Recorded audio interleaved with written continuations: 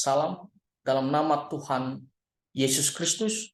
Saudara-saudara, saya ada menonton satu video di mana ada seseorang yang dianggap percaya kepada Tuhan Yesus dan juga rohaniawan. Namun orang ini dia dengan berani mengatakan bahwa di luar kekristenan, di luar Tuhan Yesus masih bisa ada keselamatan.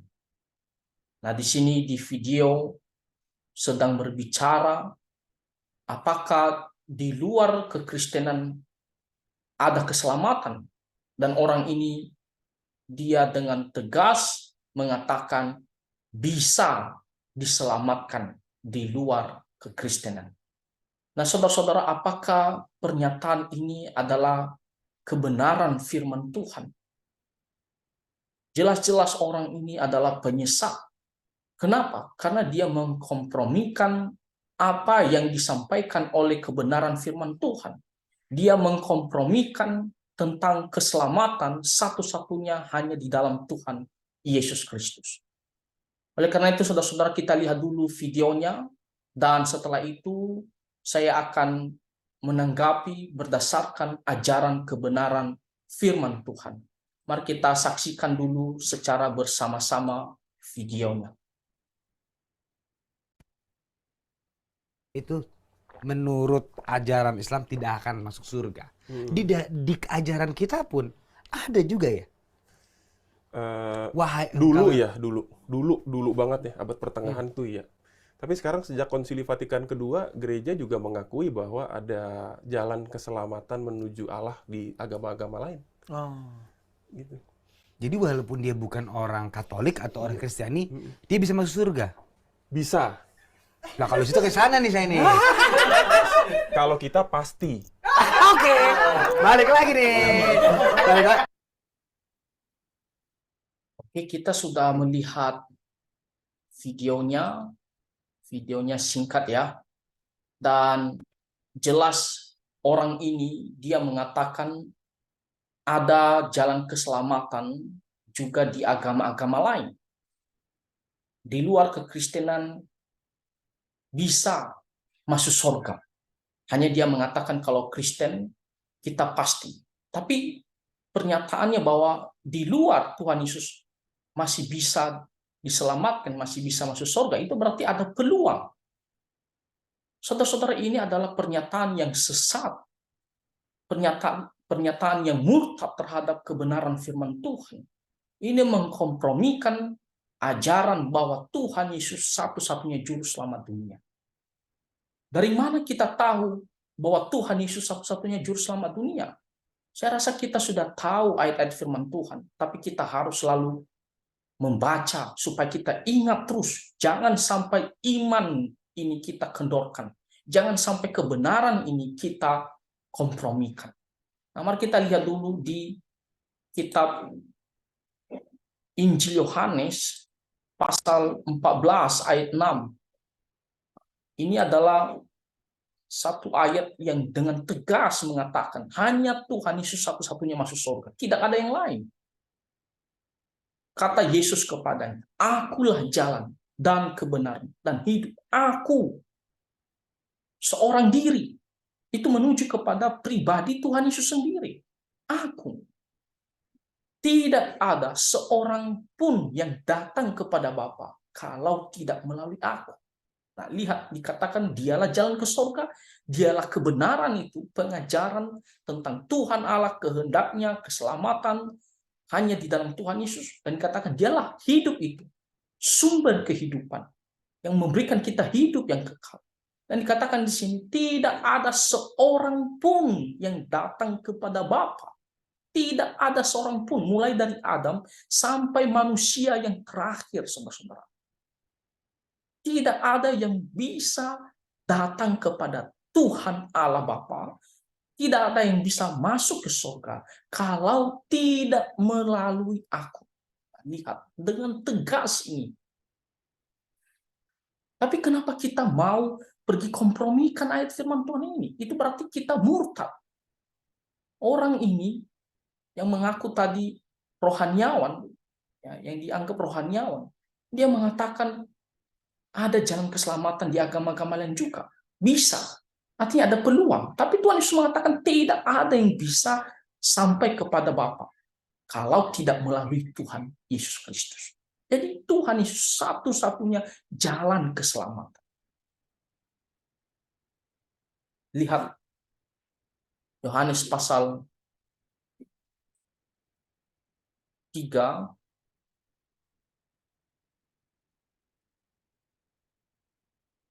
ayatnya yang ke 17 sampai 18. Apa kata firman Tuhan? Sebab Allah mengutus anaknya ke dalam dunia bukan untuk menghakimi di dunia, melainkan untuk menyelamatkannya oleh Dia. Barang siapa percaya kepadanya, ia tidak akan dihukum. Barang siapa tidak percaya, ia telah berada di bawah hukuman, sebab ia tidak percaya dalam nama Anak Tunggal Allah. Jadi orang yang menolak Tuhan Yesus, orang yang tidak percaya kepada Tuhan Yesus, apalagi yang menghina Tuhan Yesus, dikatakan ya, ia berada di bawah hukuman. Ia pasti dihukum karena dosa, karena upah dosa ialah maut. Jadi bagaimana kita bisa mengatakan ada jalan keselamatan di agama-agama lain? Ada peluang bisa masuk surga. Tuhan Yesus jelas mengatakan kalau kamu tidak percaya, tidak menerima Tuhan Yesus sebagai juru selamatnya, maka kamu berada di bawah hukuman. Sebab ia tidak percaya dalam nama Anak Tunggal Allah.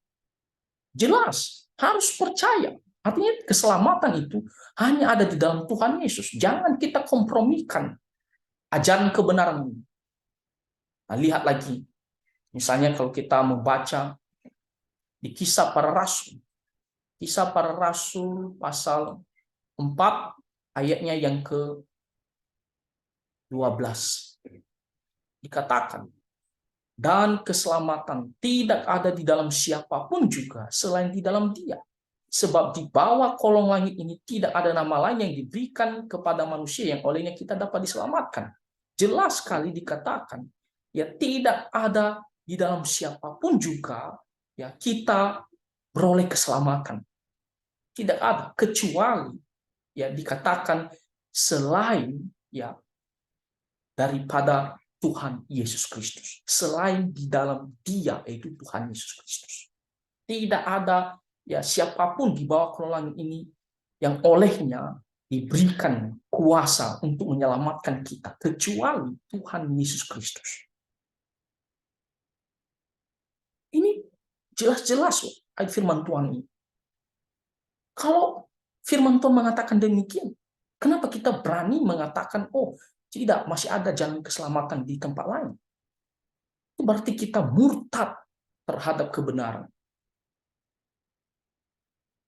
Saudara-saudara, jangan kita hanya mau seolah supaya jangan tersinggung orang lain, lalu kita kompromikan kebenaran firman Tuhan.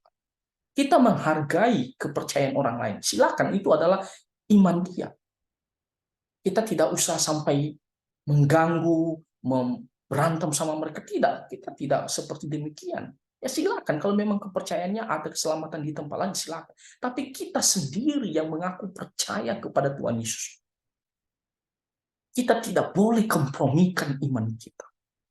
Jelas dikatakan, dan keselamatan tidak ada di dalam siapapun juga, selain di dalam Dia. Sebab di bawah kolong langit ini tidak ada nama lain yang diberikan kepada manusia yang olehnya kita dapat diselamatkan. Jadi hanya di dalam Dia, di dalam Tuhan Yesus Kristus. Nah pertanyaannya adalah, kenapa hanya di dalam Tuhan Yesus Kristus ada keselamatan satu-satunya? Kenapa? Ini yang mungkin kita tidak mengerti. Kenapa kita mengatakan kalau kita percaya Tuhan Yesus kita diselamatkan, di luar Tuhan Yesus tidak ada keselamatan? Kenapa? Ada dua alasan. Dua alasan. Pertama, karena hanya Tuhan Yesus Kristus yang datang mati di atas kayu salib untuk menebus dosa-dosa. Nah, saudara-saudara, kalau kita melihat di Perjanjian Lama, pernah tidak saudara-saudara bertanya, kenapa Tuhan mengatakan ya, untuk setiap dosa kamu harus ada tebusan supaya kamu tidak dihukum? Khususnya kalau kita baca kitab Imamat. Lalu bagaimana supaya dosa kita itu bisa ditebus? Firman Tuhan berkata kepada orang Israel, kamu harus mempersembahkan anak domba. Jadi ada sistem penebus, ya, atau tebusan, supaya dosa kita tidak kita tanggung hukuman kita sendiri. Supaya orang Israel tidak tanggung hukuman mereka sendiri karena dosa. Maka harus ada yang menjadi tebusan. Dan tebusan itu, ya, firman Tuhan di kitab Imamat jelas mengatakan itu adalah anak domba mereka harus persembahkan. Jadi dikatakan harus ada tebusan. Nah, tetapi anak domba itu hanyalah sementara. Katakan di kitab Ibrani pasal, kita lihat kitab Ibrani pasalnya yang ke-10, ayat yang ke-4, dikatakan sebab tidak mungkin darah lembu jantan atau darah domba jantan menghapuskan dosa selamanya, tidak. Itu hanyalah sementara. Tuhan mengatakan di kitab Imamat, persembahkan anak domba supaya kamu tidak dihukum. Tapi itu hanya sementara, makanya setiap mereka berbuat dosa harus persembahkan anak domba. Setiap tahun harus persembahkan anak domba. Itu berarti anak domba, ya, itu hanyalah bayangan bahwa akan datang anak domba yang sesungguhnya yang akan menghapus dosa manusia. Dan di mana satu kali dipersembahkan, maka dosa kita diampuni selama satu kali saja dipersembahkan. Kalau anak domba jantan atau lembu jantan itu tidak sempurna, itu adalah dari binatang. Tapi ada nanti anak domba yang sesungguhnya yang akan menghapus dosa kita secara permanen. Kita membaca kitab Injil Yohanes.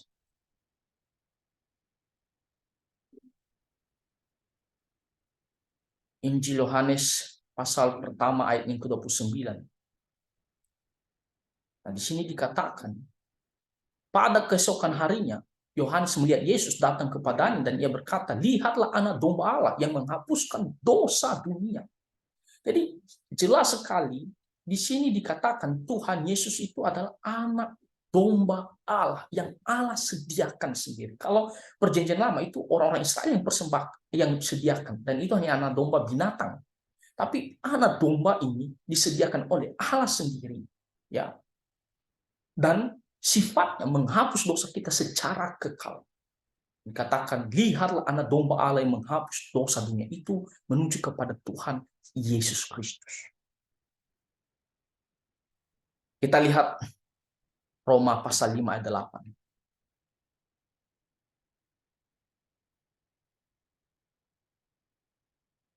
Roma pasal 5 ayat 8, di sini dikatakan, akan tetapi Allah menunjukkan kasih-Nya kepada kita oleh karena Kristus telah mati untuk kita ketika kita masih berdosa. Jadi Tuhan Yesus, ya, menjadi penebus akan dosa-dosa kita. Dia adalah anak domba Allah yang menghapus dosa-dosa kita.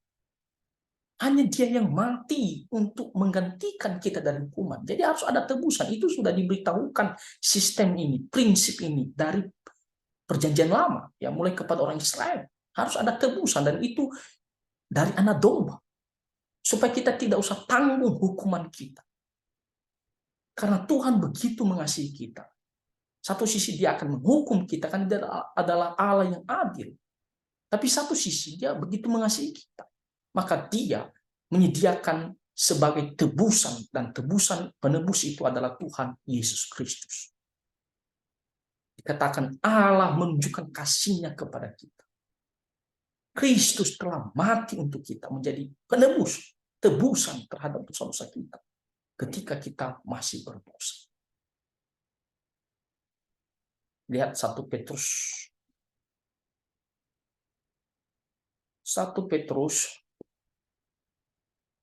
pasalnya yang pertama, ayatnya yang ke-18 sampai 19. Apa kata firman Tuhan? Sebab kamu tahu bahwa kamu telah ditebus dari cara hidup yang sia-sia, Yang kamu warisi dari nenek moyangmu itu bukan dengan barang yang fana, bukan pula dengan perak atau emas, melainkan dengan darah yang mahal, itu darah Kristus yang sama seperti darah anak domba yang tak bernoda dan tak bercacat. Jadi Tuhan telah menebus kita dengan darah yang kudus. Dikatakan di sini darah yang mahal untuk menebus dosa-dosa. Saudara-saudara, karena Tuhan Yesuslah satu-satunya yang telah mati untuk menebus dosa-dosa kita. Di kitab Ibrani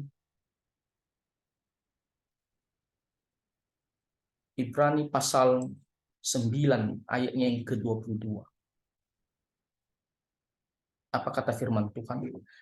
Dan hampir segala sesuatu disucikan menurut hukum Taurat dengan darah. Dan tanpa penumpahan darah tidak ada pengampunan.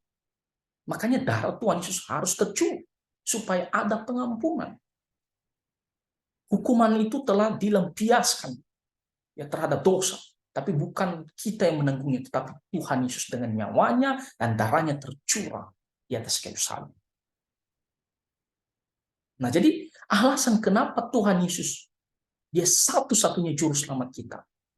Di luar Tuhan Yesus tidak ada keselamatan. Kenapa? Pertama, karena hanya Tuhan Yesus telah mati untuk menebus, untuk menghapus dosa kita, untuk menggantikan kita dari hukuman. Dia satu-satunya penebus dosa-dosa kita. Hanya Dia yang telah mati untuk menebus dosa-dosa kita. Jadi harus ada prinsip tebusan, dan itu adalah anak domba, dan itulah Tuhan Yesus Kristus. Yang kedua, kenapa di luar Tuhan Yesus tidak ada keselamatan? Hanya di dalam Tuhan Yesus ada keselamatan satu-satunya. Karena hanya Tuhan Yesus yang bangkit dari antara kematian. Kalau kita membaca di kitab 1 Korintus 1 Korintus pasalnya yang ke-15 ayatnya yang ke-20. Nah, di sini dikatakan, tetap yang benar ialah bahwa Kristus telah dibangkitkan dari antara orang mati sebagai yang sulung dari orang yang telah meninggal. Sebab sama seperti maut datang karena satu orang manusia, demikian juga kebangkitan orang mati datang karena satu orang manusia. Di sini dikatakan bahwa Tuhan Yesus telah bangkit dari antara kematian. Dia mengalahkan kematian. Adam jatuh dalam dosa. Dan dia mati. Dan bukan hanya kepada Adam dan Hawa, tapi kepada semua keturunan. Jadi oleh karena satu orang, Adam, itu membawa maut kepada semua manusia. Tetapi oleh karena satu orang juga, dia mengalahkan kematian. Maka semua orang yang percaya kepadanya akan mengalahkan kematian. Dan itu hanyalah Tuhan Yesus yang telah bangkit dari antara orang mati, yang telah mengalahkan kematian, saudara-saudara. Kalau Tuhan Yesus hanya mati di atas kayu salib, menebus dosa kita, tetapi dia tidak bangkit-bangkit, itu berarti juga Tuhan Yesus dikalahkan oleh kematian. Karena ujung daripada dosa yaitu kematian. Jadi Tuhan Yesus harus melewati dengan mengalahkan kematian juga. Tidak hanya mati untuk menebus dosa kita, tapi dia juga harus mengalahkan kematian itu dengan bangkit dari antara kematian. Dan itu hanyalah Tuhan Yesus yang telah mati, menebus dosa-dosa kita, dan dia bangkit dari antara kematian. Yang lainnya, tokoh agama manapun, semuanya mati dan sampai sekarang tidak bangkit-bangkit. Tapi Tuhan Yesus sudah bangkit, dan dia hidup selama-lamanya.